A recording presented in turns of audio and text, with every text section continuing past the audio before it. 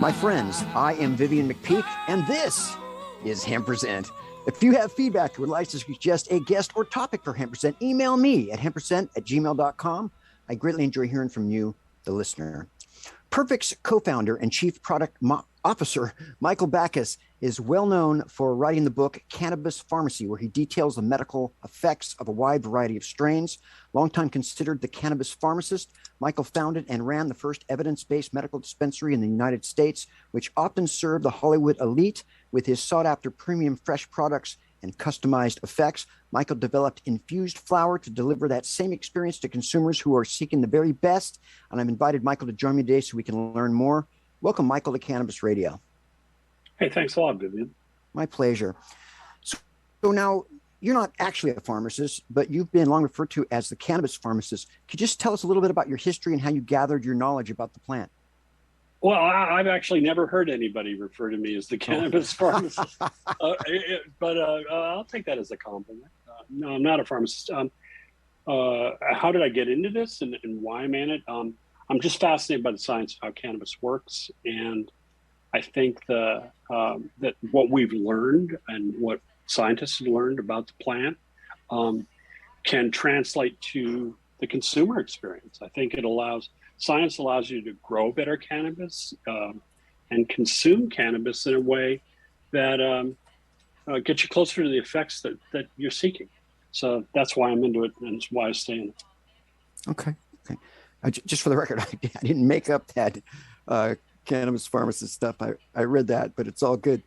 You ran the first evidence-based medical dispensary in the United States. Tell us a little bit about your dispensary and how was it evidence-based? What made your dispensary different from the rest? Yeah, so the dispensary is called Cornerstone. It's in Eagle Rock, California. Actually, on Sunday night, it won the Emerald Cup for best dispensary in Southern California. Congratulations! It's kind of great. I haven't worked with them for over a decade, but they're obviously continuing their good works, and I'm very pleased with that. What was different about Cornerstone is we really were trying to figure out how the products work as best we could. This is before the advent of common lab testing, and so it was really reading all the research we could and trying to figure out how that research might apply to the products that we provided at Cornerstone. And it was a real challenge. And the game really changed for us when we first got access to terpene testing, initially through a lab in Pasadena run by Jeff Raber called The Workshop.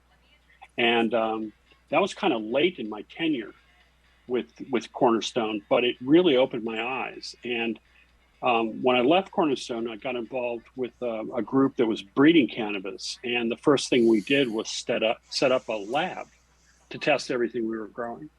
And during my term with that group, I got a really, really deep dive into terpene and cannabinoid content in cannabis. And it really kind of set me on the path I'm on today. So you're kind of trailblazing in what's kind of considered the Wild West of medical cannabis back then, right? Well, to borrow a line from George Lucas, he told me when I was in the movie business that the first person up the hill catches all the arrows. And so, right. The thing about pioneering in this thing is you're going to catch a lot of arrows. You're going to make a lot of mistakes. But hopefully I learned from them. So how do terpenes and monoterpenes work together to create distinct effects? And what is the entourage effect? Well, the entourage effect was the idea of it was invented by Raphael Mechoulam, the guy who first elucidated the structure of the THC molecule, an Israeli scientist. And he used entourage to describe the effects of other cannabinoids on THC, like CBD, for example. And then people like Dr. Ethan Russo extended that idea to the essential oils produced by the cannabis plant. And most of those are terpenes. They're essential oil molecules, very aromatic. The monoterpenes are the lightest ones, and they include things like myrcene and limonene and a lot of these terpenes that people have heard of now. And then some of the heavier terpenes like beta-caryophyllene. So our understanding of how these molecules interact with THC is definitely a work in progress. We know that a lot of the monoterpenes on their own have pharmacological activity, but we haven't completely figured out at the doses that most cannabis consumers would be exposed to, how they're actually kind of pulling the switches and levers of our receptor systems in our brain and throughout our body.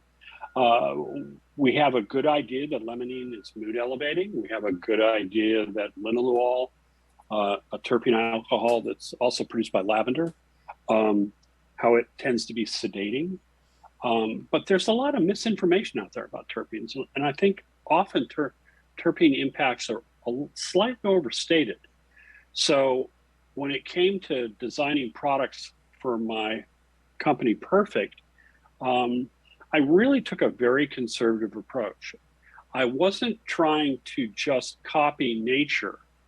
What I was trying to do is find cannabis cultivars that produced a lot of the terpenes that I was interested in, and then combine those few terpenes together in the form of sauces that we extract from the plants, and then applying them to dried flower to try to emphasize some of the terpene effects that we thought were very real.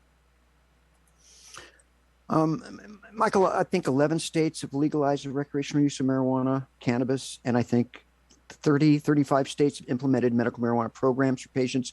Many of these states have implemented cannabis retail stores, but those people patronizing cannabis shops might not find reliable consistency and potency, in potency and purity. How much of a problem is that, and do you think it's changing? I think it's a big problem. I think it's a big problem because I think what people don't realize is how fast, if you find good quality flower at a dispensary, it might be difficult to find it again because there's crop to crop variation. But a bigger problem is a lot of products sit on the shelf for a long time at the distributor before they get to the dispensary. And, cannabis is basically like produce. I mean, it does change over time. Yeah. So one of the things I tried to do with Perfect was I tried to, by using cannabis extracts, and applying those to chopped dried flower to kind of try to get the terpene content back up to where it was when the plant was harvested. And because a lot of people, have never been in a drying room next to a cannabis cultivation to see what properly cured flower when it's at peak ripeness actually tastes like.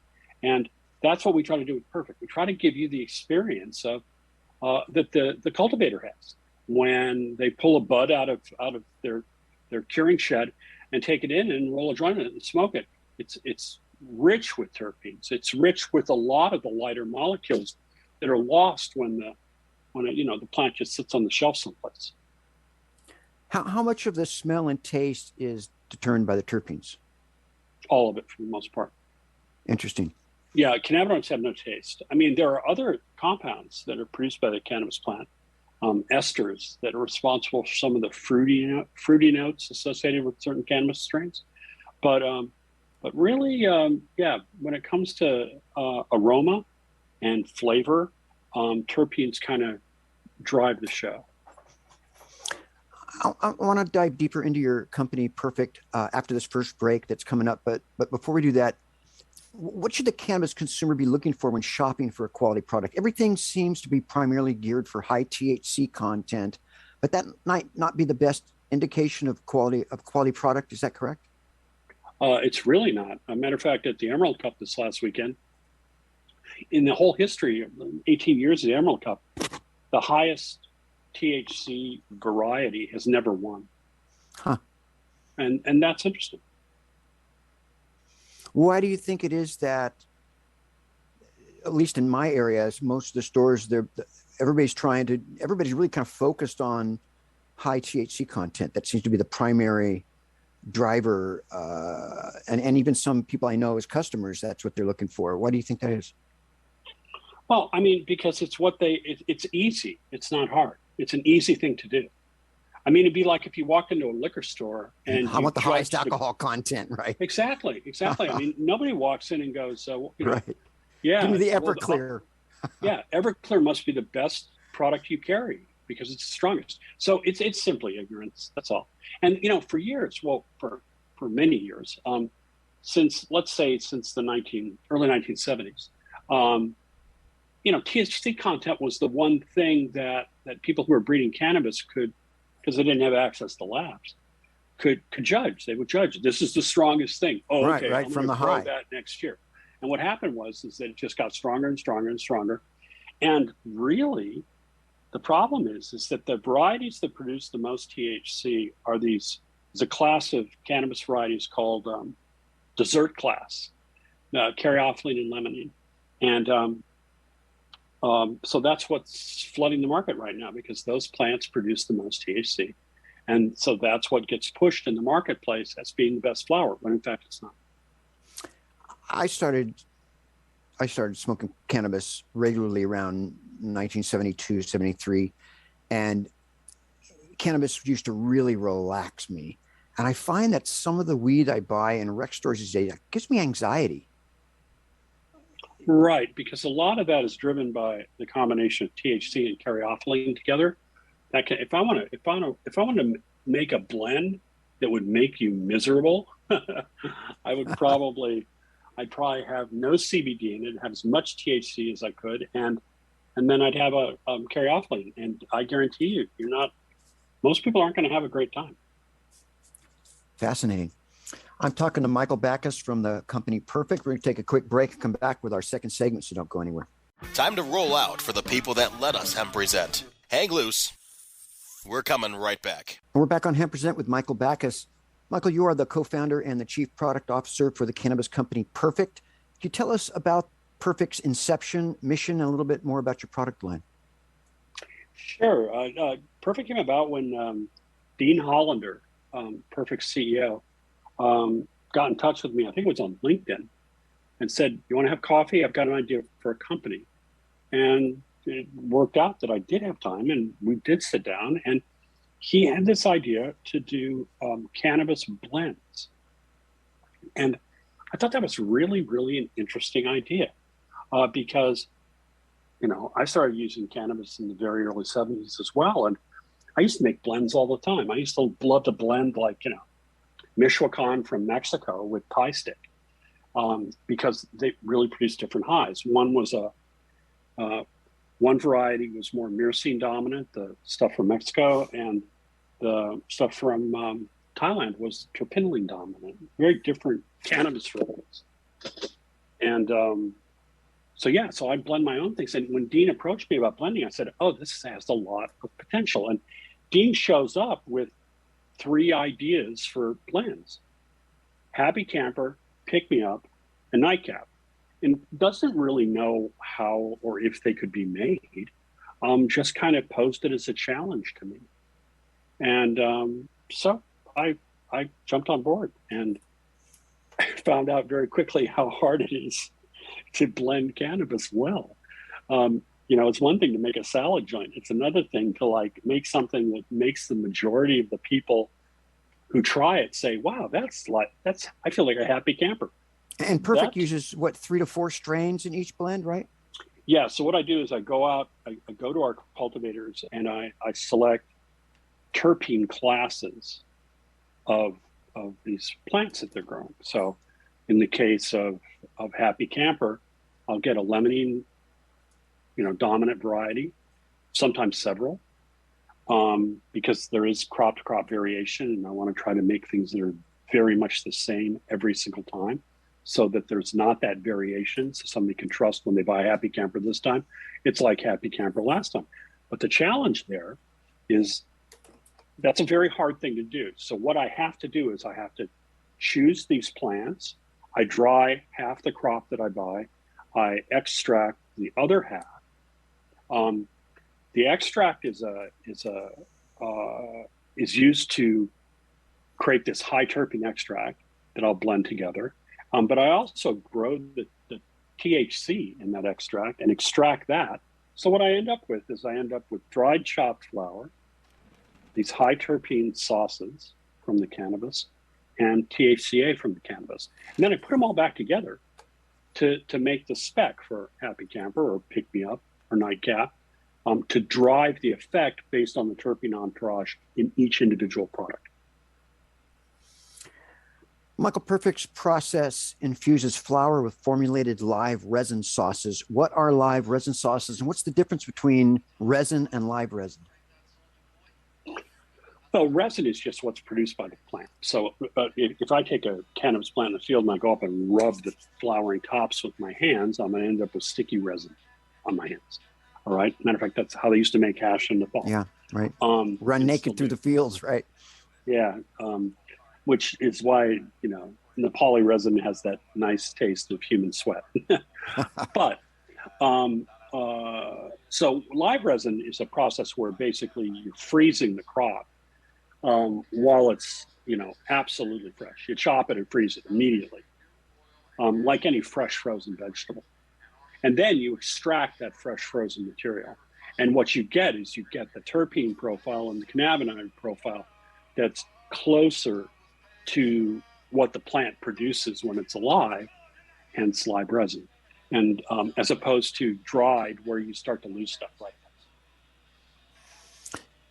So how long, say you get some cannabis that's been reasonably recently harvested, and you stick it in a mason jar, how long does it take the cannabis to degrade, and what does it change into?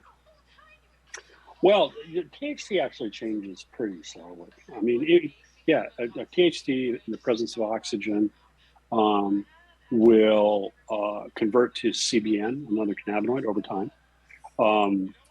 The THCA, which is actually the form of THC that's found on the living plant, will slowly decarboxylate to THC.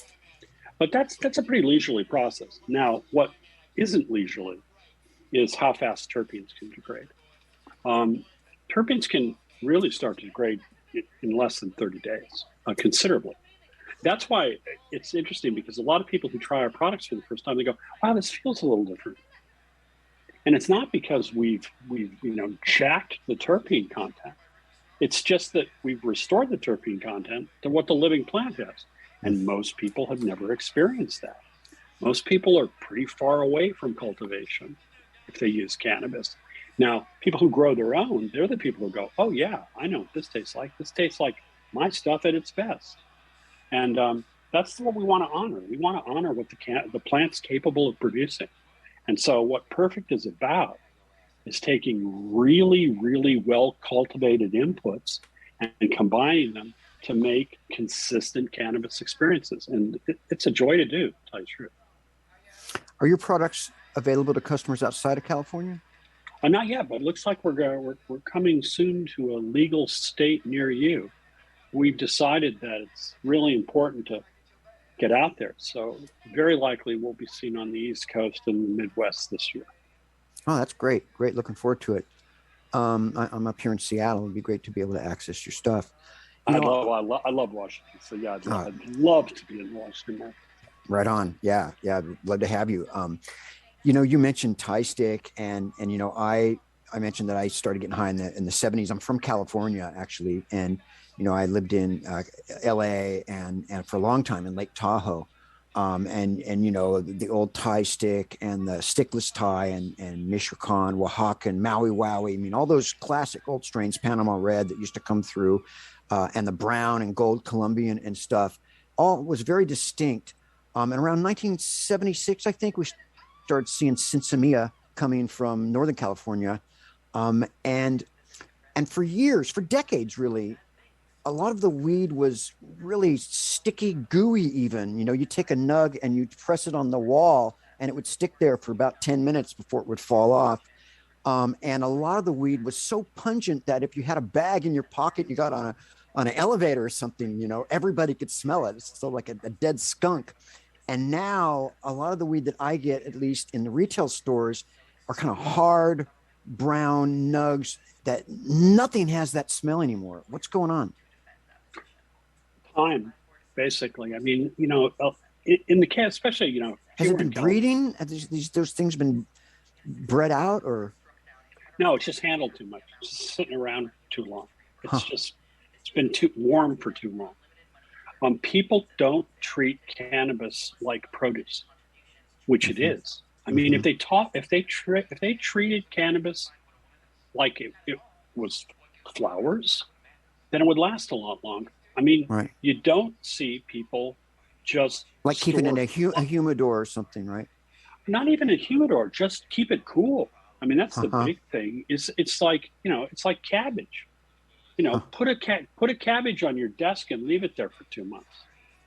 It's not going to be very pleasant. What about things like I've heard people mention hardeners, that people are using something to I don't think consistency buds? Yeah, I mean, it's so tough right now to use a lot of chemicals on your cannabis in California because the testing requirements are pretty stiff and they're looking for a lot of stuff. A lot of those hardeners are often plant growth regulators to kind of tighten things up and make them more burly. And honestly, I mean, the problem is that stuff has a tendency, I think, to move resources within the plant. And so instead of ending up with sticky, smelly stuff, you end up with bulky, heavy stuff you can sell for more money. Right.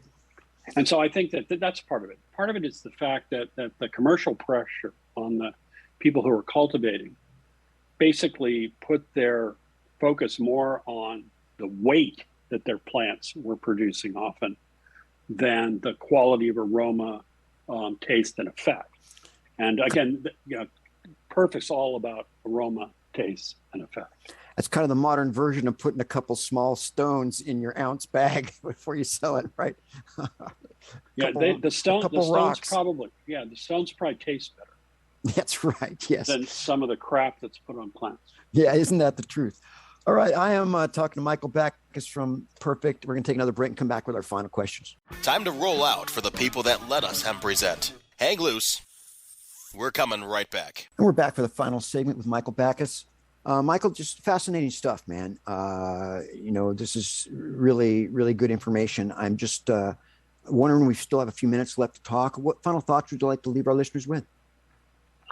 Well, if you want to check out the work we're doing at Perfect, you can check us out on Instagram at Blends by Perfect or at our website, perfect-blends.com. And, the great thing about blending cannabis is when I used to breed cannabis, it takes, 3 or 4 years to stabilize a plant. And we can make a new blend in a month. And so we're constantly testing new blends. We just introduced one called Sex Pop, which is a really, really interesting blend because it's intended to be used with intimacy between people. But what's really great about it is we wanted intimacy with agency. The idea that you'd be high, but you'd be very lucid. Your memory wouldn't be impaired. And so you could remember the experience. And we think that's a big breakthrough for us as a company because it's our first product that's got a CBD seatbelt so that you don't have a lot of the side effects that can be associated with THC. And we're really proud of it. So if people are going to California, how can they access your product? Just go to our website. And our website, you can order right on our website. And the website covers most of California. We have a partner in Glassdoor that fulfilled the delivery for us. And what's great is you get it delivered cold, which is really nice. I see. So do you actually get it delivered to wherever you're at? Yeah. Oh, wow. Wow. That's great. Very impressive. That's great. Yeah, it really works. We really like direct to consumer because we can control the message to make sure that people really understand what we're up to. Can people access your product in stores as well in California? Yeah, sure. Matter of fact, my former dispensary in Los Angeles, Cornerstone carries it.